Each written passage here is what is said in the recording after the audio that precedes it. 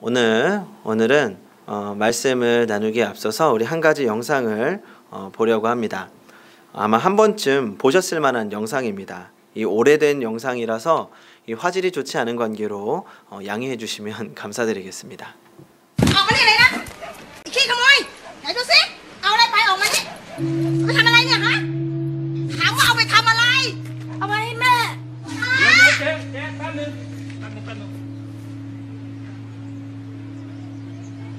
แม่ป่วยเหรอ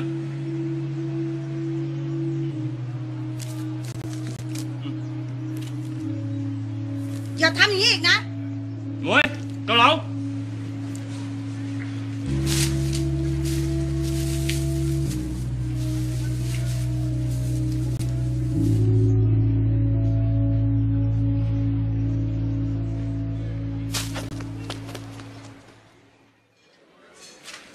จ๋อนั่งเลยครับนั่งเลย ป๊า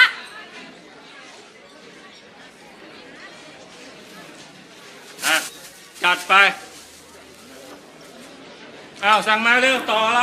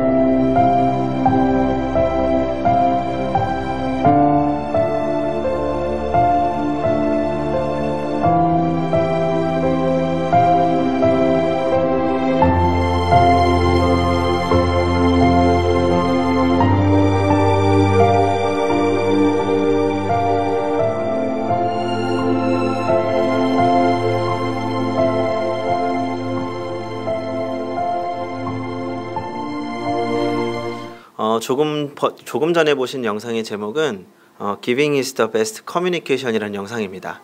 원래 이제 태국의 이동통신 광고 영상인데 제가 이 광고 영상이라고 해서 만들어진 이야기인 줄 알았는데 알고 보니까 실제로 태국에서 있었던 이야기를 재구성한 것이라고 합니다. 저도 이 영상을 굉장히 오래전에 봐서 찾는 대로 굉장히 애를 많이 먹었습니다. 근데 너무 인상이 깊어서 오랫동안 마음에 남아 있는데 제가 지금까지도 고민했던 것이 이 두 사람의 마음을 생각해 봤습니다. 어린 시절 작은 은혜를 받았던 사람은 어떻게 30년이 지나서 은혜를 갚을 수 있었을까요? 쉽게 생각할 일이 아니라 30년이 지났습니다. 30년이 지났으면 어렸을 적에 봤던 사람들의 얼굴도 충분히 잃어버릴 만한 이야기입니다. 그런데 30년이 지나서 그 사람이 나에게 은혜를 베풀었던 사람이 눈앞에 나타났을 때 기억하고 자신이 받았던 은혜를 갚을 수 있었습니다. 이것은 자신이 어렸을 때 받았던 그 은혜를 잊지 않았다는 겁니다. 내가 그 순간을 늘 기억하고 나에게 은혜를 베풀었던 얼굴의 사람의 얼굴을 기억하고 혹시나 제 생각에는 종종 그 앞을 지나가면서 자신이 받았던 은혜를 다시 생각해 보지 않았을까 생각합니다. 그랬기 때문에 나중에 다시 은혜를 갚을 수 있었던 겁니다. 또 반대로 무엇인가를 기대하지 않고 베풀었던 나의 작은 도움이 자신이 정말 어려운 순간에 커다란 도움으로 돌아온 것을 알게 되었다면 얼마나 감사하고 행복할까요? 그리고 이런 사람들로 가득하다면 세상은 얼마나 아름다울까 생각합니다. 하지만 이 모두가 그런 것은 아닙니다. 굉장히 오래전 미국에서 한 잡지에 실렸던 이야기입니다. 이 미국에는 미세스 아메리카라고 하는 미인 선발 대회가 있습니다. 행복한 가정 생활을 하고 있는 이 주부들을 위한 대회죠. 이 스코트라는 사람이 두 아이를 둔 자신의 아내를 이 대회에 출전시켰다고 합니다. 그는 아내에게 미세스 아메리카 왕관을 씌워주기 위해서 눈, 코, 입, 가슴, 전신 성형 수술을 해주었습니다. 수술비만 모두 10만 달러, 우리나라 돈으로 한 1억 2천만 원 정도 들었다고 합니다. 그리고 그런 노력 끝에 부인은 미세스 아메리카가 되었습니다. 그런데 미세스 아메리카가 되고 나서 얼마 지나지 않아 자신을 위해 최선을 다한 남편의 은혜를 다 잊어버리고 왕관을 쓰자마자 백만장자 사업가인 릭 챈스와 재혼을 합니다. 그리고 150만 달러짜리 호화주택으로 이사를 갑니다. 이 불쌍한 스코트 씨는 완전히 파산하고 말았다는 이야기입니다. 기사의 맨 끝에는 이렇게 쓰여 있습니다. 세상의 남편들이여, 아내가 미인이기만을 바라는 허황된 꿈을 이제는 버려야 되지 않을까. 우리나라 속담을 보면 은혜는 물에 새기고 원수는 돌에 새긴다 라는 말이 있습니다. 사람들은 그만큼 은혜를 쉽게 잊어버린다는 말입니다. 그리고 사람에게서 받은 은혜뿐만 아니라 하나님이 주신 은혜 또한 너무 쉽게 잊어버립니다. 하나님은 우리의 그런 속성을 너무나 잘 알고 계셨습니다. 그래서 이스라엘 백성들에게 유월절이나 무교절과 같은 절기를 만들어서 하나님이 베푸신 은혜를 기억하며 감사를 회복하도록 하셨던 겁니다.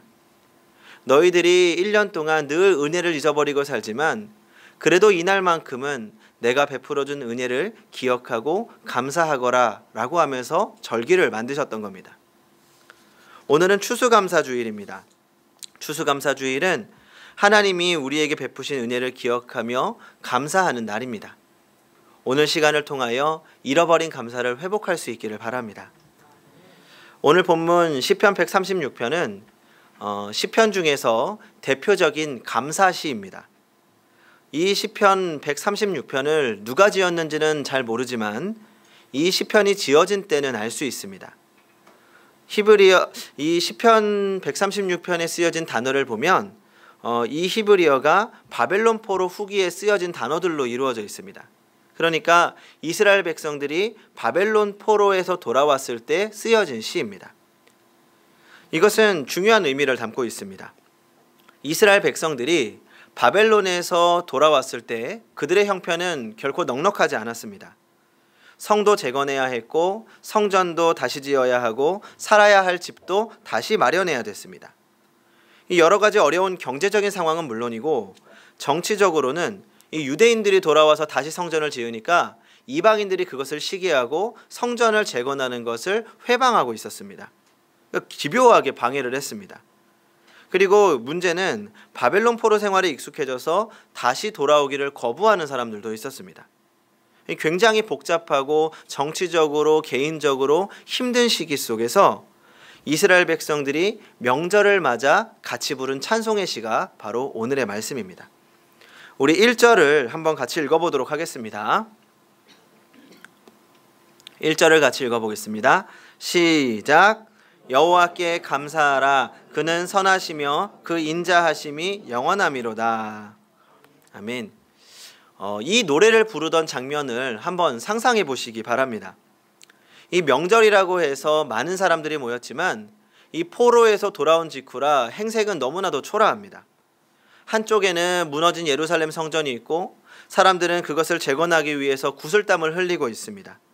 굉장히 복잡하고 허름한 상황 속에서 한 사람이, 예배를 인도하는 한 사람이 나타나서 사람들에게 감사의 찬송을 부르며 외치는 겁니다. 이스라엘 백성들이여 여호와께 감사하라. 그는 선하시며 그 인자하심이 영원함이로다. 무슨 이유 때문에 감사라는 것이 아닙니다. 감사의 이유나 근거도 제시하지 않고 무작정 나타나서 감사하라라고 명령합니다. 이것은 무조건 감사하라는 명령입니다. 우리는 감사하라고 하면 감사의 조건부터 찾습니다. 하지만 성경은 조건을 찾아서 감사하라고 말하는 것이 아니라 밑도 끝도 없이 무조건 감사하라고 말합니다. 데살로니가전서 5장 18절입니다. 범사에 감사하라. 이것이 그리스도 예수 안에서 너희를 향하신 하나님의 뜻입니다. 사실 하나님께서는 우리에게 이렇게 감사를 명령하셨지만 이 감사하면서 살 수 없는 것이 우리의 인생입니다.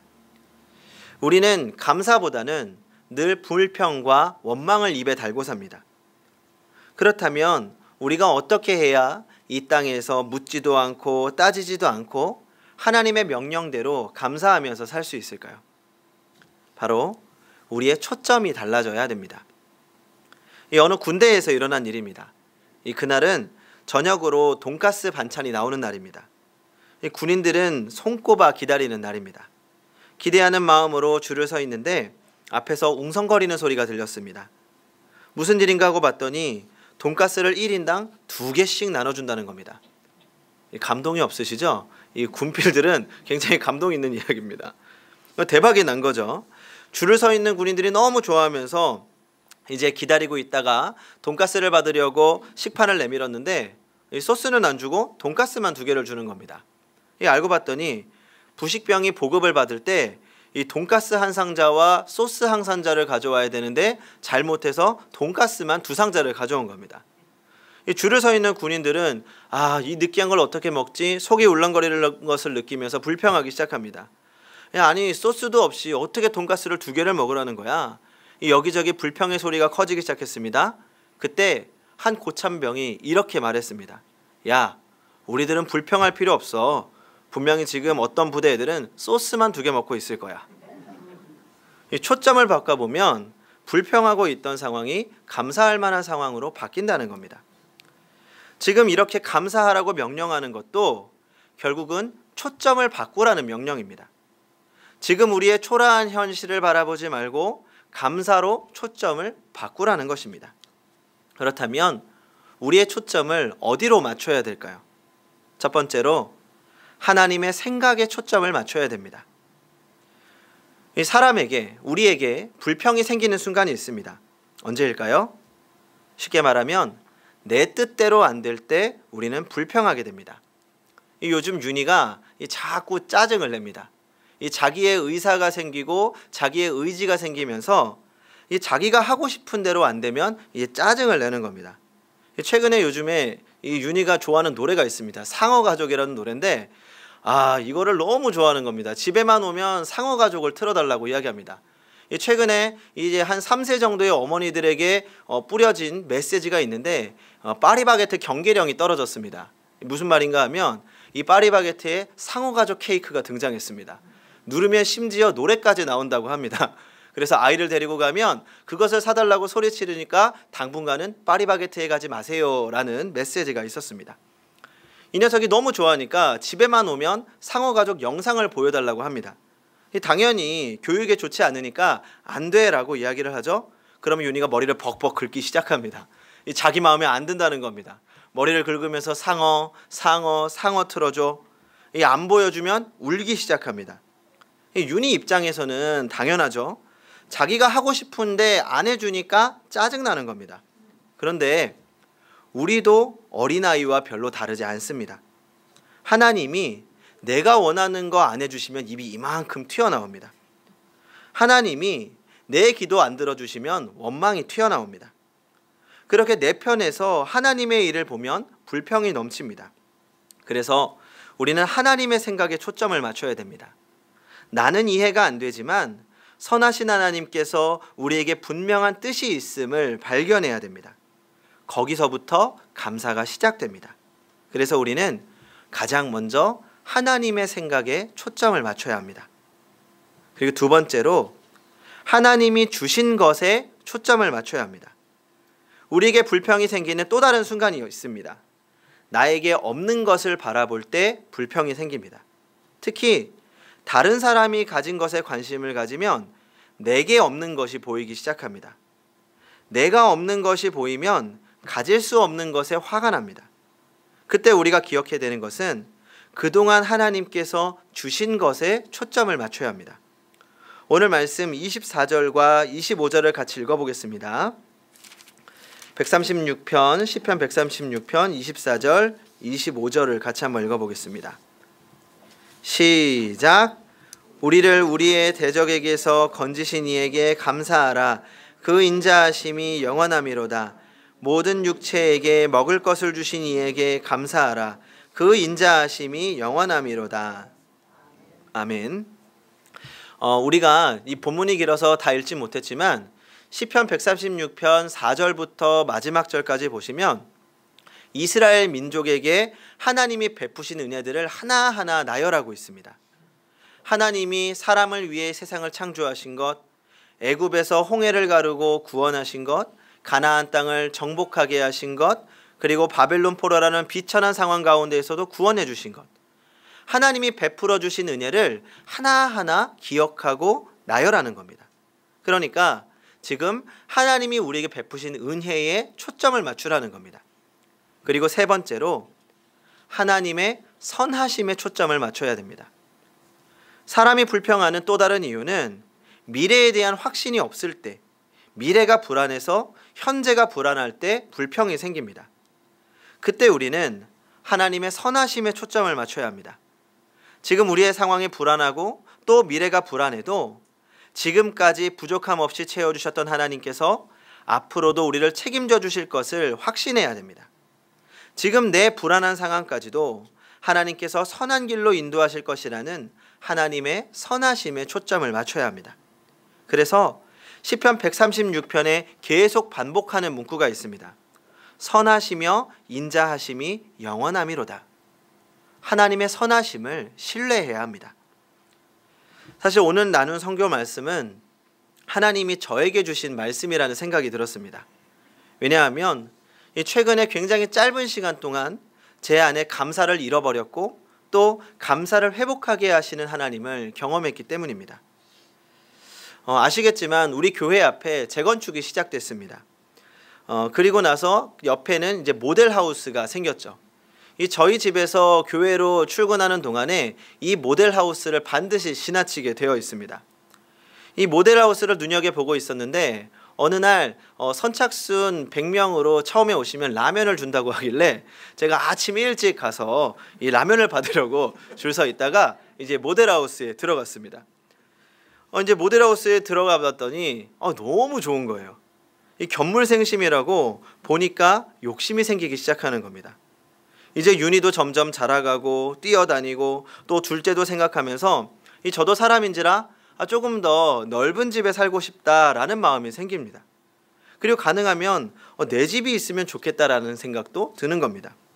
그렇게 욕심을 내기 시작하니까 지금 살고 있는 집이 이상하게도 좁아 보이는 거예요. 그리고 조금 더 넓고 깨끗한 집에서 살고 싶다는 마음이 커졌습니다. 그래서 혹시나도 분양을 받을 수 있을까? 그래서 아무리 계산기를 두드려 봐도 사실은 좀 어렵더라고요. 그리고 나니까 조금씩 아쉬움과 불평이 생기기 시작합니다.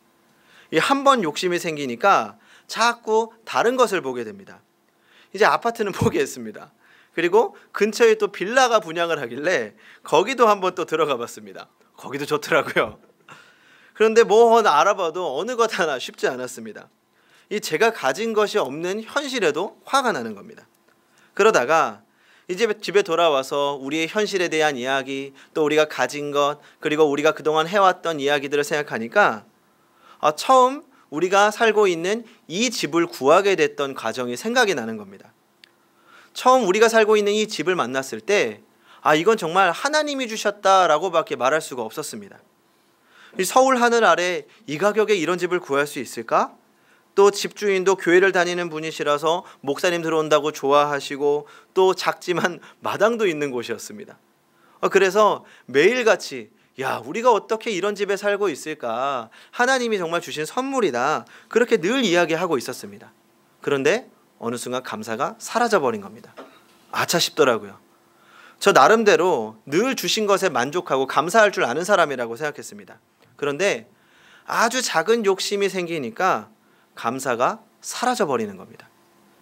하나님이 지금 나에게 주신 것이 나에게 맞는 최적의 것인데 아주 작은 욕심이 생기니까 그 욕심이 또 다른 욕심을 불러오고 욕심이 또 다른 욕심을 불러와서 그 이상의 것을 바라게 되고 불평이 생기고 원망이 생기는 겁니다.